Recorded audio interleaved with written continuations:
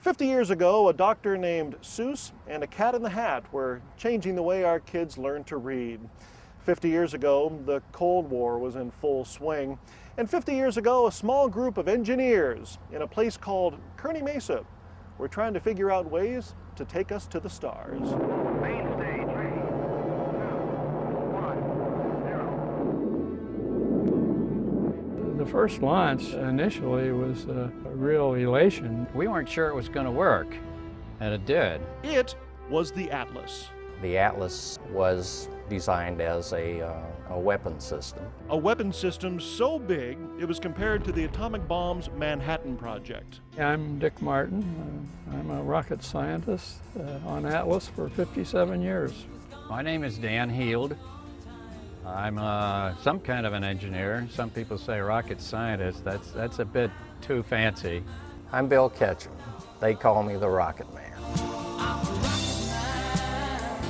We workers were doing something new.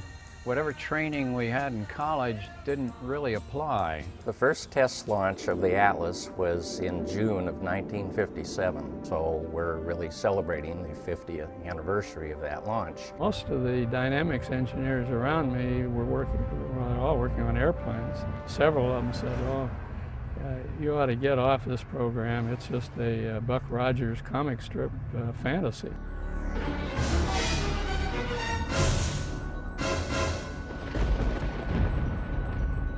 There were no textbooks, there were no cookbooks, there were no real specifications. They were being developed as we went. Every day was a new challenge, and I went to work wanting to go to work. That was great. What excitement were we going to run into today? Named after the mighty giant of Greek mythology who holds the world on his shoulders, the Atlas flew straight for 24 seconds.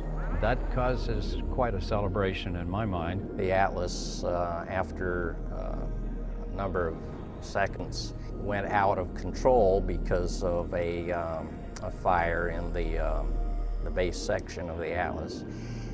And it went through all sorts of flight contortions, and the tank never broke up. Basically, the propulsion and the structure worked beautifully, and I thought it was wonderful. It was very controversial because the skin was only half the thickness of a dime, similar to an aluminum can. A beer can, of course, isn't pressurized unless you shake it, but it's the same type of construction. It doesn't have any internal structure as this does. People wondered, is that really going to hold up? But it sure has for 592 flights. The Atlas program was launched by General Dynamics, but it was the threat of the Cold War that fueled its development. We were competing against the Russians in the what was called the Cold War, which could have become very hot, especially after the Cuban Missile Crisis. The reason for the program was that the Russians were doing the same thing. Yeah, I was kind of shocked when the Russians put up a Sputnik. The Atlas program was a national priority, and the Air Force wanted a dedicated facility separate from anything else to develop the Atlas. So that's how the Kearney Mesa plant came into being in 1958. From when I started, there were about 20 engineers working on the program, and within a few years, it grew to 31,000. The facility covered hundreds of acres and housed thousands of employees at the height of its operation. I like to say that this kind of turned San Diego into a city. Just east of Kearney Mesa, Atlas rockets were tested at Sycamore Canyon. In the early days, there could be as many as every other test could have a problem. But that quickly developed into a success. But it wasn't easy. There were many obstacles to overcome. One problem was being so close to the ocean. An Atlas engineer was tasked to write a specification for a material to displace water from the surface of our skins. If the moisture from the salt air in San Diego or the launch site in Florida got into the welds, it would create corrosion, which would be catastrophic. The Rocket Chemical Corporation from San Diego came up with the solution. Their engineers worked on the formula, and after 40 attempts they got it right. It's known as water displacement formula number 40, otherwise known to most of us as WD-40.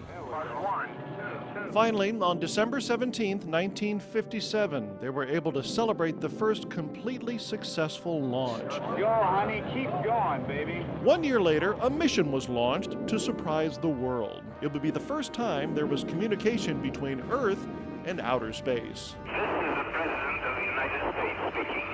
Through the marvels of scientific advance, my voice is coming to you from a satellite circling in outer space. Now that the Atlas rockets were launching successfully, the next goal was to put a man in space.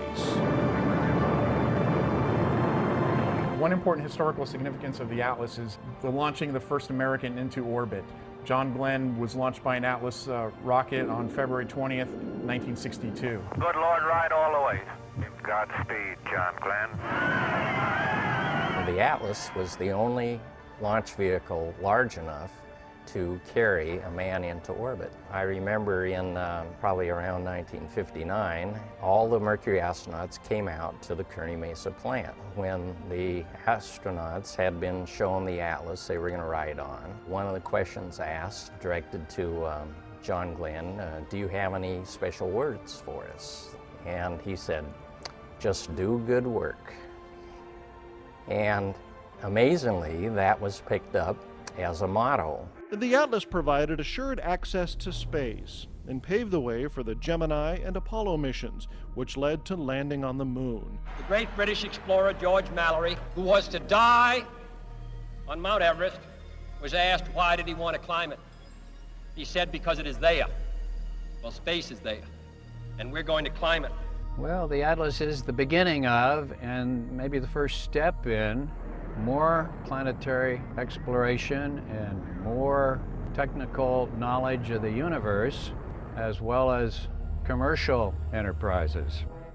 I find it remarkable that the Atlas program was started out as a weapons program pointed at the Russians, and today the Atlas flies with a Russian engine. I really have to say that I was born at the right time and at the right place in history.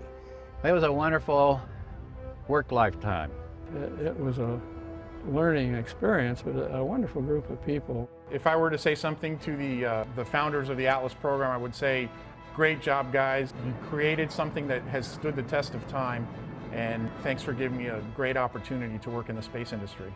It's very seldom that you can say that your life's work is exactly what you would have wanted to do. Most of us are thinking about another 50 years, but maybe that's a bit optimistic.